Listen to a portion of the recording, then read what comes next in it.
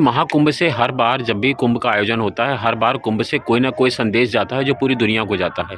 इस बार कुंभ से क्या संदेश जाने की उम्मीद है? जाएगा। हम लोग अभी अपना धर्माधिकारियों का मंत्रणा करेंगे, आपस में विचार विमर्श करेंगे, मंथन कर रहे हैं। तो अभी एक दिन सब लोग मिलकर सामूहिक रूप से हम घोषणा करेंगे कि हम अभी किस स्थिति में हैं और आगे हमें क्या करना है। जीव जगत के कल्याण के लिए, सनातन के विस्तार के लिए हम लोग नीति कायम करेंगे। स्वामी जी, ये एक आखिरी सवाल कि जब कुंभ का आयोजन होता है तो पूरी दुनिया सनातन के लिए विश्व गुरु के रूप में भारत की ओर देखती हो, क्योंकि सनातन की सारे संदेश यहीं से जाते हैं। लेकिन कुंभ का जो संदेश इस बार दुनिया यहाँ से जा रहा है और कहा जा रहा है ये 144 साल बाद इस तरह का कुंभ का आयोजन हो रहा है। लेकिन जो संदेश दुनिया में जा रहे हैं, भले ही हमने दुनिया के लोगों को आमंत्रित किया है, लेकिन जो संदेश जा रहे हैं वो अच्छे संदेश नहीं जा रहे हैं। यानी कि कोई कोई प्रसिद्ध संत के बारे में नहीं जा रहा है कि कुछ संत ने कोई अच्छी बात कही, कोई इस तरह के संदेश नहीं जा रहे हैं। जो भी जा रहे हैं छोटे-छोटे जा रहे हैं, डिजिटल संदेश जा रहे हैं। तो मीडिया का चिंतन विषय मेरा नहीं। जी। जिन खोजा तिरपाइयां गहरे पानी पैठ, समुद्र में रत्न है, रत्न गर्भ है। स्वयं लक्ष्मी भी समुद्र से निकली। तो वो रतन को आप समुद्र किनारे जाके घूमो फिरोगे तो वहाँ चाय पकौड़ा मिलेगा, अंडे का आमलेट मिलेगा और कुछ मरे मछली कच्चे पड़े होंगे, कुछ कचरा पड़ा होगा। इसके अलावा किनारा नहीं मिलेगा ना, गहराई में जाना पड़ेगा तो वो रत्न से रूबरू होंगे। तो उसी प्रकार ये कुंभ मेला हमारा देव धनुज नर किन्नर श्रेणी सादर मज्जय सखर त्रिवेणी, सब लोग आए हुए हैं, सबको स्नान का अधिकार है, स्नान करें, आनंद लें। लेकिन आपको क्या चाहिए, आप क्या खोज रहे हैं वो खोज लीजिए। यदि आपको वही खोजना है कि ऐसा है वैसा है, मैं क्या कहूँ, क्या वर्णन, मुझे अच्छा नहीं लगता, तो आपको वो मिल जाएगा। और यदि आप और कुछ खोजेंगे तो वो भी मिल जाएगा। यहाँ सिद्ध ऋषि मुनि आए हुए हैं, उनका व्रत अनुष्ठान जारी है और वो जगत कल्याण के लिए शक्ति दे रहे हैं। उनके लिए भी जो धार्मिक कार्यक्रम है, विस्तार है, उसमें सरकारी सिस्टम इंक्लूड नहीं होता। हम लोग अपने भक्तों से और अपने संस्थाओं से उसको चलाते हैं। और आपने गौर किया होगा कि जैसे एमपी फंड, एमएलए फंड भी हैं जो जनहित के फंड होते हैं, ये सरकार का अन्य फंड है, उसको हम अपने मंदिर मठ के नाम पर वो फंड रिलीज नहीं होता, उसको घुमा फिरा के लिखना पड़ता है। तो जिस प्रकार धर्म जो है पर्सनल मानने का चीज मान रखा है संविधान ने, ये केवल हिंदुओं पर लागू होने जरूरी है, अलग से बोर्ड की जरूरत वक्त की नहीं है। कि संवैधानिक जो गतिविधियां हैं उसका हर व्यक्ति, चाहे धार्मिक हो, चाहे पॉलिटिकल हो, चाहे वो सोशल, संविधान की छत्र छाया में एक ही तरह से वो लोग घोषित होंगे और अपने अपने धर्म के लिए वो अपने अपने हिसाब से कार्य। अलग से बोर्ड बनाना ये उचित नहीं था और जो है उसे खत्म कर दिया जाना चाहिए। कुछ संत यहाँ सनातन बोर्ड की मांग कर रहे हैं। हाँ, वो इसलिए मांग कर रहे हैं कि एक तरफ ऐसा हो रहा है, विशेषाधिकार किसी के क्यों होना चाहिए। और सनातन बोर्ड के लिए, बोर्ड तो एक सरकारी व्यवस्था हो गई, तो वही बात हो गई ना कि जब एक के लिए हो रहा है जो अल्पसंख्यक है, तो जो बहुसंख्यक है उसने क्या बिगाड़ा हुआ है, उसके लिए वो चीज क्यों नहीं होनी चाहिए। उनके मान सम्मान, उनकी धार्मिक मान मर्यादाएं, धार्मिक उत्थान के लिए उनको यदि ताकत उधर से मिल रही है तो यहाँ भी मिलनी चाहिए ना। यहाँ वक्फ बोर्ड की जरूरत है ना सनातन बोर्ड की जरूरत है, इसलिए कि वक्फ ये इस्लाम की पुष्टि के लिए, और इस्लाम कुछ 100 सालों से है, हम उनके कंप्यूटर नहीं बन सकते, क्योंकि हमारी सार्वभौमिक जो संप्रभुता है वो बहुत पहले से और बहुत व्यापक है, वो आकाश पाताल सब जगह है। तो हम एक बड़ा देश की जो सरकार है वो एक जिला प्रशासन से अपना कंपटीशन नहीं कर सकता, वो उसके अधीन काम करता है। उसी प्रकार मत मतांतर मजहब जो है ये सब बीच में आए हुए हैं, इनका मूल सनातन है। और इनका ये भटक इसीलिए रहे हैं या शांत आत्मा इसीलिए हुई है अभी तक, क्योंकि उन्हें अब सजल मूल जिन सरितन नाही बरस गए पुर तबे सुखाए। नदी को अपना अस्तित्व बचाए रखने के लिए उसको पाताली स्रोत से लिंक रखना होगा। यदि वो स्रोत नहीं है तो नदी बाढ़ आ जाएगी बारिश की, लेकिन वो थोड़े दिन में सूख जाएगी। महाराज जी, आपके भक्त कई देशों में, पश्चिम बंगाल में भी है, अभी आपका उधर दौरा भी हुआ था। अभी ममता बनर्जी के बंगाल भी लोग आए थे, बंगाल भी जाना हुआ था, एमएलए लोग आए थे, रुके थे यहाँ। बांग्लादेश भी आपका जाना हुआ था। वहाँ पर हिंदुओं के साथ अत्याचार हो रहा है, अभी भी उसमें कमी नहीं है, उसके बारे में क्या कहते हैं? हम चाहते हैं कि जिस प्रकार भारत में अल्पसंख्यकों को उनके कार्यक्रम करने की आज़ादी है और वो लोग कर रहे हैं, उन्हें कोई नहीं छेड़ रहा, और उनको सरकारी सुरक्षा भी मिलती है, निर्भयता का माहौल। इतना ही मजबूती के साथ मैं चाहता हूं कि बांग्लादेश की सरकार अल्पसंख्यकों के साथ, हमारे हिंदू सनातनियों के साथ खड़ी रहे और केवल बयान ना दे, ये ईमानदारी के साथ करे। क्योंकि बांग्लादेश के जो हिंदू हैं वो बहुत भय में जी रहे हैं और भविष्य को लेकर के वो बेहद चिंतित है, और वही चिंतित रहे, मैं खुद भी उनके लिए चिंतित हूँ। पीछे मैं वहाँ 15 दिन था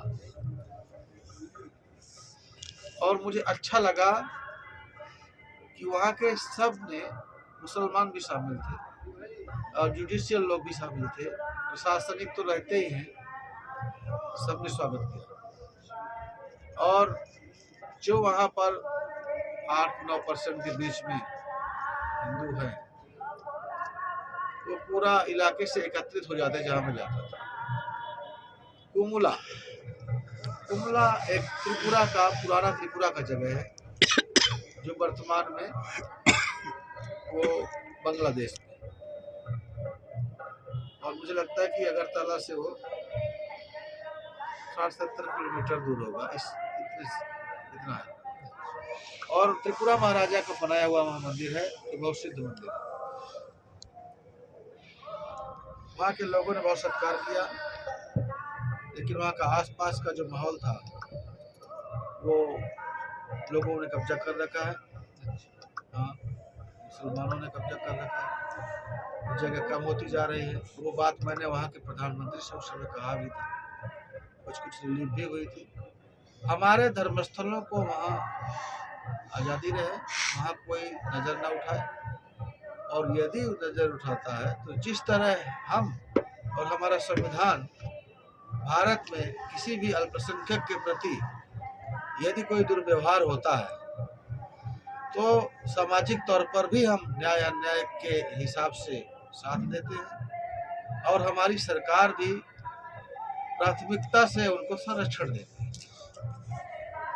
और जो इंटरनेशनल मीडिया है, यदि इतना बड़ा देश है, यहाँ 150 करोड़ लोग रहते हैं, उसमें बहुसंख्यक भी हैं और करोड़ों की संख्या में अल्पसंख्यक भी हैं, कोई घटना यदि बाई चांस हो जाती है, उड़ीसा में हो जाए, कहीं हो जाए, तो उसको बात का बतंगड़ बना दिया जाता है।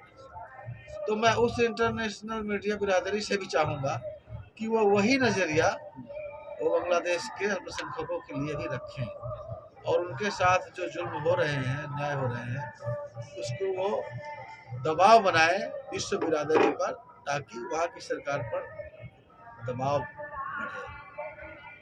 बांग्लादेश चूँकि वैसे तो एक सन्यासी के लिए, धर्म गुरु के लिए सारे पृथ्वी के लोग ही प्रिय हैं, और आदिगुरु शंकराचार्य एक दर्शन, जो कि सबको समान रूप से व्यापक अस्तित्व के लिए उपदेश करता है। पर उनका भी कर्म भूमि जो है वो भारत है, वो यहाँ का ऋषि है। यहाँ से उन्होंने ज्योति दिया है, प्रकाश दिया है, जिससे दुनिया जगमगाया है। और उन्होंने ही 4 मठ बनाए हैं और 4 मठ का विशेष क्षेत्रों के लिए विशेष जिम्मेदारियां दी। तो हमारा जो गोवर्धन मठ का क्षेत्र है उसमें बांग्लादेश आता है। अच्छा। हाँ, अंग, बंग, कलिंग, मगध, बर्बर, असम और कुर्र, ये हमारे विशेष संरक्षित क्षेत्र है। तो आज की परिभाषा में मैं इसको बताऊं तो उड़ीसा, आंध्रा का थोड़ा सा एरिया, छत्तीसगढ़, मध्य प्रदेश, बिहार, झारखंड, बंगाल और सिक्किम सहित पूर्वोत्तर के 8 राज्य जो अभी वर्तमान भारत के स्वामित्व में है। लेकिन ये जो व्यवस्था है ये 2,500 साल पहले की है और उस समय भारत और विशाल था। उस समय की भारत में हमारे मठ के जो अधीन क्षेत्र हैं उसमें नेपाल आधा नेपाल उत्तरामनाय हिमालय शंकराचार्य के क्षेत्र में आता है, आधा नेपाल हमारे में आता है। भूटान पूरा, Bangladesh, Burma, Vietnam, Cambodia, Thailand और श्रीलंका आदि द्वीप, ये भी अखंड भारत के। तो यहाँ का जो देख रेख है, जो पूर्वी और पूर्वोत्तर देश है दक्षिण एशिया के, वो हमारे मठ के अधीन क्षेत्र है, जिनको हम बाई रोड भी जाते हैं। बीच में परिकल्पना बनी कि आचार्य शंकराचार्य को समुद्र लंघन नहीं करना चाहिए। ये बात मनगढ़ंत थी और ये उन लोगों ने फैलाया जो दुनिया में ईसाइयत का विस्तार चाहते थे। तो उनके जो धर्म गुरु हैं वो दुनिया में फैले, उनके शासक उन्हें संरक्षण दें, उन्हें हवाई जहाज दें, जहाँ चाहे उनको प्रोटोकॉल दें और तरह तरह के उनके जो प्रलोभन है उस पर वो साथ दें, ताकि ईसाइयत का विस्तार हो। और इधर ये बात फैला दी गई कि शंकराचार्य को बाहर नहीं जाना चाहिए। क्यों नहीं जाना चाहिए? क्योंकि सूर्य जाए। इस मिथक को तोड़ रहे हैं। हाँ, इसलिए हमने तोड़ा, क्योंकि इसमें शास्त्रीय तथ्य नहीं है। हमें भी लोग प्रश्न चिन्ह उठाते हैं शंकराचार्य को बाहर नहीं जाना, क्योंकि उन्हें मालूम नहीं। तो उस मिथक को यदि कोई माने भी तो भी अखंड भारत का ये जो भूभाग है ये तो थल मार्ग है। हम तो बर्मा से निकलेंगे तो हम कंबोडिया, वियतनाम हर जगह घूम आएंगे, हमारा भूभाग जुड़ा हुआ है।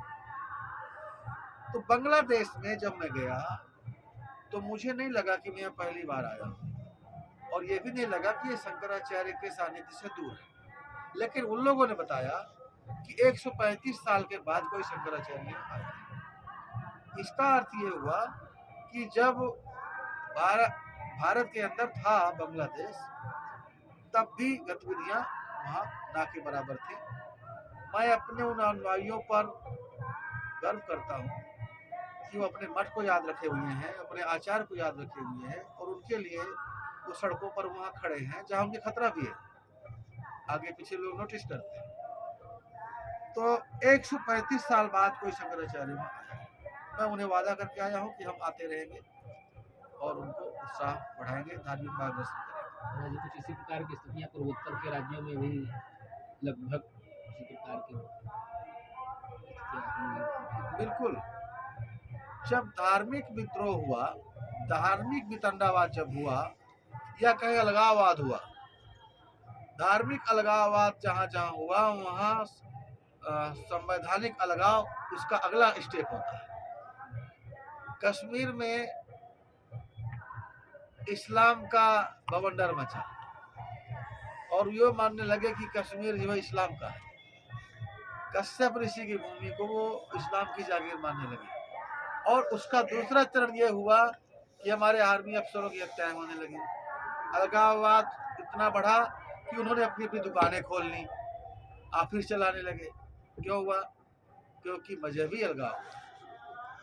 नागालैंड में अलग से टैक्स कटने लगे। क्यों कटने लगे? क्योंकि ईसाइयत वहाँ ज़्यादा संख्या में हो गई और वो लोग संविधान के प्रति गैर जिम्मेदार हो गए। और हम उनके लिए तैयार भी हैं, बांग्लादेश के सनातनियों हिंदुओं के लिए। और मैं देख रहा हूँ, हम यहाँ विदेश मंत्री जी को सब बता चुका हूँ, वहाँ भी खबर कर रहा हूँ अपनी तरफ से, वो लोग मुझे फोन भी करते हैं। और बहुत जल्दी कुंभ के बाद हम बांग्लादेश एक बार जाएंगे।